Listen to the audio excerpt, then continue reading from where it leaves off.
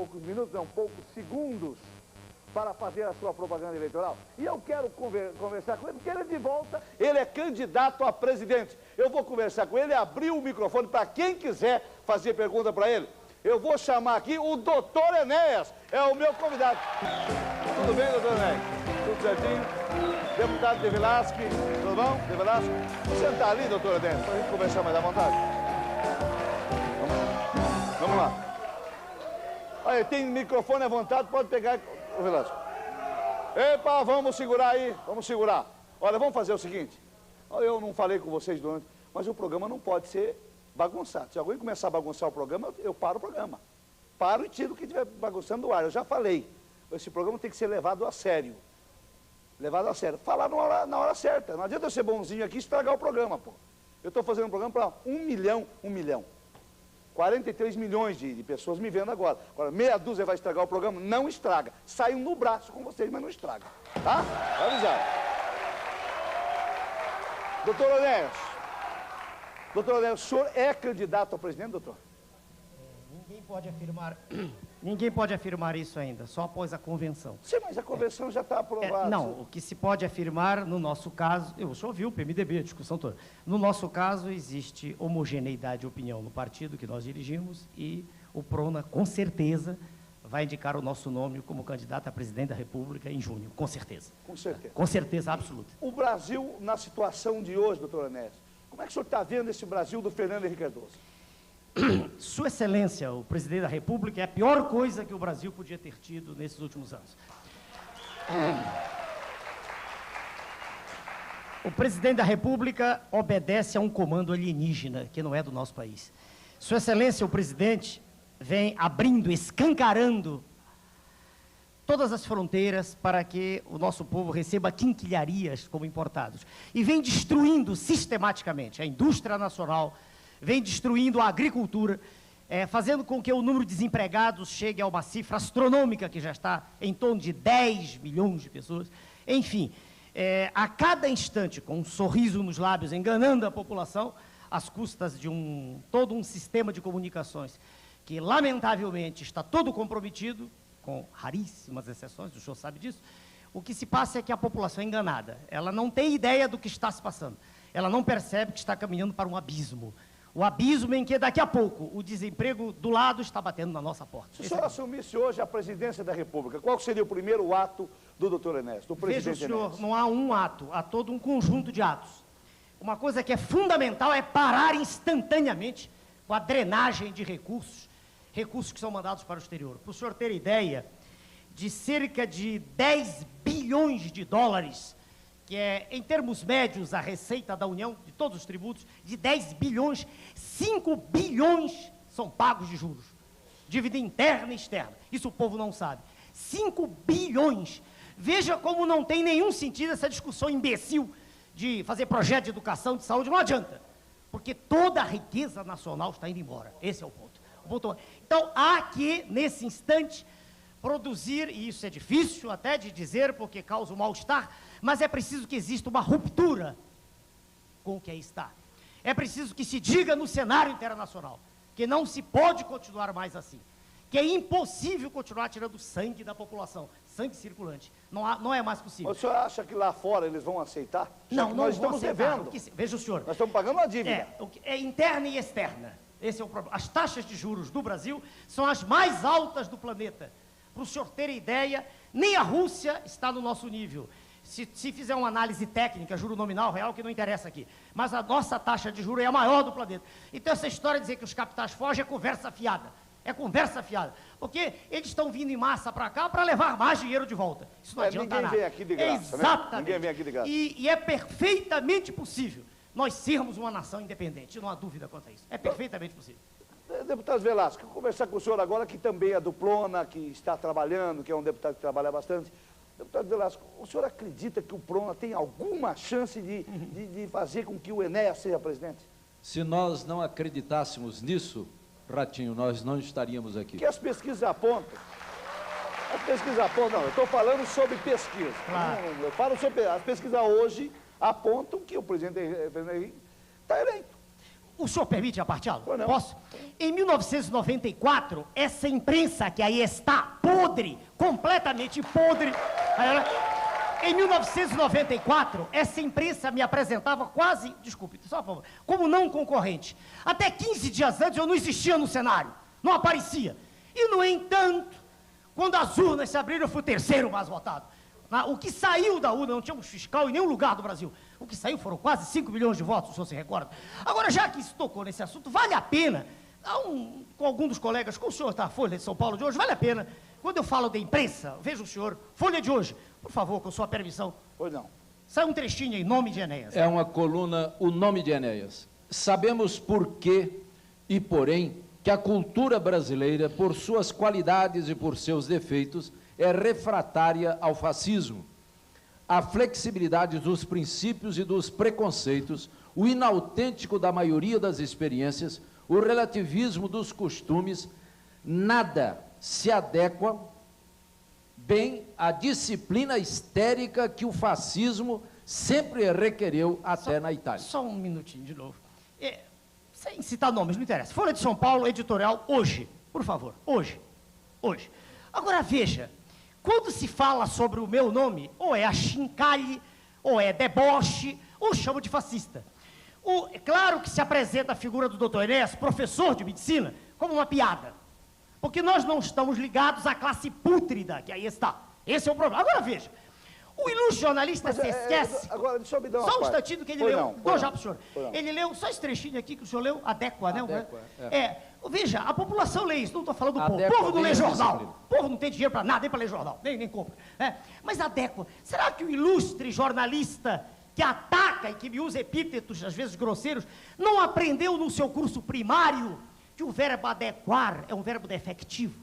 Será que ele não aprendeu que não se diz adequa, que só se conjuga adequamos, adequais, nas formas arrisotônicas? Será que ele não aprendeu isso? Será que o ilustre diretor desse órgão não tem curso primário ou ele quer que todos nós tenhamos esse curso primário? Porque eu tive curso primário bem feito, numa escola pública, que é o que nós vamos criar no Brasil.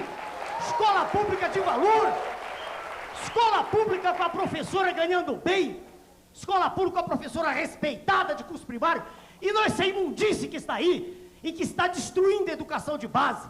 Quando eu digo imprensa podre, só uma palavra, dou já a palavra para o senhor dono do programa. O senhor tem a revista IR? Não, o programa é de todo mundo, o programa é nosso. Porque o senhor permite mostrar, essa revista é internacional. No Brasil, em inglês, só 200 pessoas compram. Por favor, é o Executive Intelligence Review, essa revista.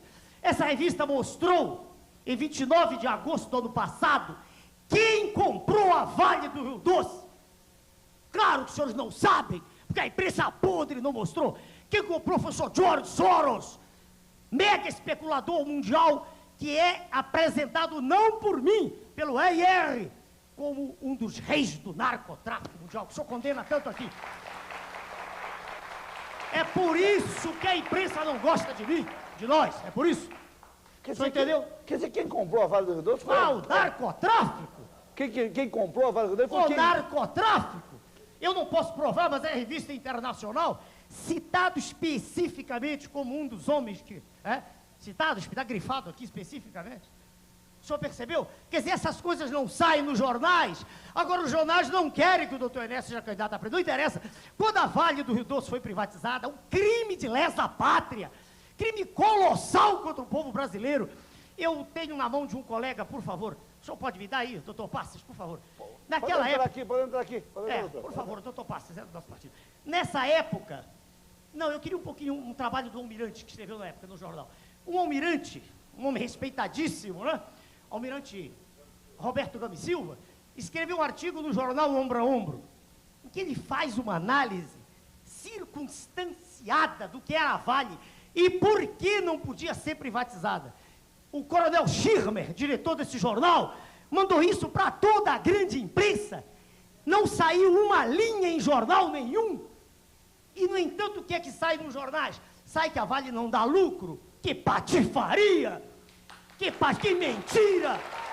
Por que eles não disseram? Por que eles não disseram nos jornais a verdade? Não disseram, por exemplo, que as reservas nossas de ferro dão para 500 anos.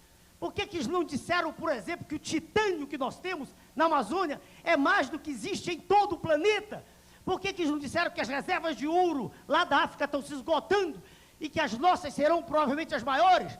Por quê? Por que não dizem que eu, por exemplo, processei a revista Veja, a mesma que falou do senhor, os que chamam o senhor de bizarro, porque o senhor mostra a verdade no seu programa. Doutor Paulo, eu criei um departamento jurídico. Agora, quando o jornalista analfabeto... Não é isso, eu quero... É isso aqui. Isso aqui é uma ação contra a revista Veja. Depois, senhor, ganhamos quanto, doutor Paulo? Não interessa nem o valor. 12 mil dólares, mas o problema é que o valor é simbólico. Porque a revista Veja usou palavrões, termos chamando de... não me lembro mais, cacareco. Cacareco é o rinoceronte. Pelo amor de Deus, falta de respeito com o professor de medicina. Tem uma colega médica aí, não? Doutora Vani, por favor. Eu acho, doutor Enéas, que realmente o que aconteceu com a imprensa é que antes de se falar do doutor Enéas, é a minha visão, né? Depois eu quero, ergo a mão quem quiser fazer pergunta para o professor Enéas. Quando o doutor Enéas apareceu como candidato, aquela forma de fazer a publicidade... Eu tinha 15 segundos, senhor 15 segundos, e você tinha que fazer daquele jeito, na rapidez, para falar pelo menos alguma coisa. 3 a 4 palavras por segundo? Qual é o imbecil desses que faz isso? Exatamente. Tem hipóxia cerebral? Eu acho que isso fez com que não deu tempo para a população do Brasil saber que o senhor é um grande professor de medicina que dá aula para mais de 1000 alunos. 250 médicos agora no Rio de Janeiro pagam para ter aula. 250 médicos aqui em São Paulo, só lá o Hotel Danúbio, isso a imprensa não diz. Falta de respeito, entendeu? Não diz que o doutor De Velasco é advogado, o pastor veio para nós porque acreditou na nossa tese. Exatamente. Quantos deputados, quantos foram convidados? A gente convidava, daqui a pouco a gente virava, não posso ir, a gente não sabia o que tinha acontecido, ninguém pode provar o que aconteceu. Mas havia uma pressão. O doutor De Velasco, com a dignidade, ele disse, não, eu leu todos os documentos. O senhor pode dizer isso, o senhor leu tudo. Leu nossos documentos, a cartilha nossa, tudo. Quer dizer, falta de respeito, falta de respeito com a população que votou, que acredita. Só uma pergunta que eu tenho aqui comigo. O menor, o senhor acha que o menor, tipo aí o adolescente até 14 a 18 anos, o senhor acha que ele deve trabalhar ou deve ir para a escola? Bom, peraí. Durante a idade escolar, ele tem que estar na escola. Só que aqui no Brasil não tem solução. A gente tem que olhar para o que está aí. Veja bem, se o filho não trabalhar, a família morre de fome, porque o pai ganha 120, o que é que ele vai fazer? 120, não sei, 120, 125, uma coisa. É tão ridículo esse aumento de salário que eu não gosto nem de gravar isso, entendeu? É uma farsa. Os senhores sabem disso. A população é enganada todos os dias. Desde que o Tito acorda até a hora do... É terrível isso. É contra isso que nós nos pomos, o senhor entende? Nós queremos dar um basta nisso, basta. Quer dizer, do que adianta, por exemplo, os colegas do Conselho de Medicina, tá aí, eu pedi para a doutora mostrar 2 jornais, do Conselho Regional de Medicina do Rio de Janeiro, essa colega é médica, do Conselho Federal, 2 jornais, né? Veja o senhor, e dizem aqui, tragédia evitável, morreram 72 crianças em menos de 2 meses, do que adianta mostrar, tá aqui, basta, o jornal diz basta de sofrimento, o outro diz assistência materno-infantil, sem que haja uma mudança no poder central, sem que haja um presidente da República preocupado com a sua pátria, preocupado com os interesses nacionais, não adianta, não muda nada. O que é que o senhor faz sozinho? Diga a verdade no Congresso. Não, é bom o senhor falar. O que é que o senhor faz? O que é que o deputado faz no Congresso hoje? Bom, é claro que somos 1 sobre 513. E você esteve lá, Harvey. Você esteve, você representou o seu estado e você saiu por quê? Porque se sentiu menoscabado. Você sentiu... Eu não vou ficar lá batendo palma para louco dançar, não? Exatamente. Tá certo? Exatamente. E você perguntava se nós acreditávamos que ele tem chance. É em função exatamente disso, entendeu? Para nós basta falar. Que a mídia está contra. Não faz mal, a mídia não me elege. Se a mídia elegesse alguém, o PT já tinha feito presidente há muito tempo, todo dia está no jornal. O que elege é a verdade. O senhor está com esse bobo por causa da verdade. O dia que o senhor começar a mentir, acabou. Quantos minutos o senhor vai ter quantos minutos o senhor vai ter na televisão? Depende do número de candidatos. Se houver 4, eu tenho 2 minutos. É mais do que suficiente. Com 1 minuto e 40, eu era desconhecido, fui para quase 5 milhões. A regra é chegar no segundo turno. E aí, Sua Excelência, o presidente, terá que discutir de frente E aí não poderá mentir. E aí, Sua Excelência... O senhor tem coragem de encarar o presidente Henrique num debate? Naquela época, veja o senhor, eu fui a 2 debates, não me perguntavam nada. Eu ficava no ostracismo. Era como se, em vez de professor de medicina, diplomado em matemática, diplomado em física, professor de português, era como se eu fosse um imbecil. Nada, ninguém perguntava. Eu só fiz uma pergunta do candidato do PT, uma vez só. Uma vez. Permitiram. E o senhor viu o resultado final. Agora eu pergunto, como é que o senhor acredita que vai se comportar uma autoridade que naquela época já não veio para o debate? Os 2 últimos debates foram cancelados em 94. Veja o senhor, diante da verdade, não há mais nada a ser dito, é só verdade. Mais nada. Verdade e força, convicção. E é por isso que chamam de fascista, o senhor entendeu? Que eu tenho convicção. Claro que nós acreditamos. Quando nós conversamos com... Mas, Velasco, isso que eu queria saber. Você, com toda essa mídia contra... Não faz mal nenhum. Você acha que tem chance? Claro. Eu creio que há um despertamento, Ratinho, para com as verdadeiras intenções da imprensa. Hoje, o seu público não é mais aquele público que pode ser enganado. Tanto que você tem a audiência que você tem, e essa audiência é uma resposta deste povo às verdades que você traz. Exatamente. Obrigado. É isso que é importante. O senhor me permite? É isso que é importante. O que a grande imprensa está fazendo, veja o senhor, é desviando a atenção da população dos problemas maiores. O senhor quer ver, por exemplo, o empresário Zé Raimundo, me traz aquela revista aí.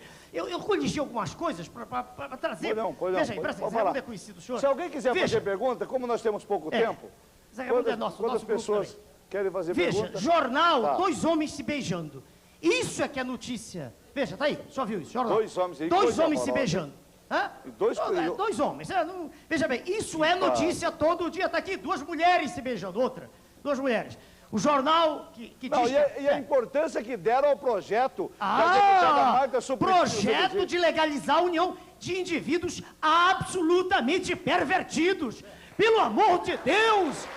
Desde quando homem e homem geram filhos? Eu não tenho medo de dizer isso, nunca tive. Pelo amor de Deus, eu sou professor de medicina. Sentado está professor Veronese, por favor. Professor da USP, bota a câmera dele. Professor, por favor. O professor está aí. Professor, o senhor conhece? Professor nome, Ricardo Veronese. Professor Ricardo Veronese é a maior autoridade do Brasil. Tudo bem? Maior autoridade. Obrigado, professor. Doenças infecciosas está no nosso partido. Por favor. O professor Veronese vem porque ele participa dessas ideias. Ele é professor egrégio da USP. Por que o senhor vem para o nosso lado, professor? Por favor. Eu vim porque você é médico, você é honesto, você não tem rabo ligado a nenhuma dessa corja de corruptos que governa esse país. Muito bem. Obrigado, professor. Obrigado. O William Barbosa, radialista ali, quer fazer uma pergunta para o professor Enéas, William? Um abraço, Ratinho. Só como curiosidade, hoje na Folha de São Paulo também, uma pesquisa feita pelo PSDB e apontou você como homem de televisão de maior credibilidade do momento no Brasil. Não sei se você está sabendo disso. Eu li na Folha. Eu gostaria de perguntar para o doutor Enéas, se ele fosse eleito presidente da República, o que ele ia fazer também com essa corja que comanda os planos de saúde no Brasil? E eu gostaria até de nominar um plano. Nós temos 6 pessoas que estão hospedadas onde eu me encontro, um de Campo Grande, Mato Grosso, o outro de Uberlândia, e um cidadão de Goiás, outro de Orlândia, interior de São Paulo, que para conseguir um transplante de medula óssea, sendo sócio da Unimed, tiveram que entrar ganhar na justiça uma liminar para poder fazer o transplante. Aí o hospital não quer fazer porque diz que a Unimed não paga os hospitais. Eu queria saber o que ele vai fazer com essa máfia dos planos de saúde. Veja bem, mais uma vez, a questão que o senhor aborda, e é claro, o senhor aborda de modo... Eu não estou vendo, rapaz. O senhor aborda de modo particular, um assunto específico. O William Barbosa é radialista da Rádio Não é Record. particular, no nome de 8 pessoas. Não, sei. Eu não estou dizendo que é particular do senhor, eu digo, é uma questão dentro do sistema de saúde. Porque há outras, há crianças morrendo em maternidade. Veja, há 6 milhões de pessoas com doença de Chagas, há 5 a 10 milhões de pessoas com esquistossomose maçônica, há um surto de dengue que já matou gente, veja agora. Então, há muitas questões, só para lhe responder. É quase impossível abordar uma questão dessas de maneira isolada. O problema é sistêmico. Nós tivemos o ministro da Saúde, um homem de respeito nacional e internacional. O professor Adib já tem, o senhor conheceu. Não conseguiu fazer absolutamente nada. Nada! O sistema não deixa. Peraí. Veja o senhor, o ministro, qualquer que ele seja, obedece ao presidente da República. Vamos parar com toda a farsa. Quem manda no país é o presidente da República. Ele disse que não havia reeleição, que não queria, muito tempo depois aceitou, e todo mundo sabe, foi a reeleição. Quem manda é o presidente, o poder dele é monocrático. O resto é conversa fiada, entendeu? Congresso não manda nada, nada.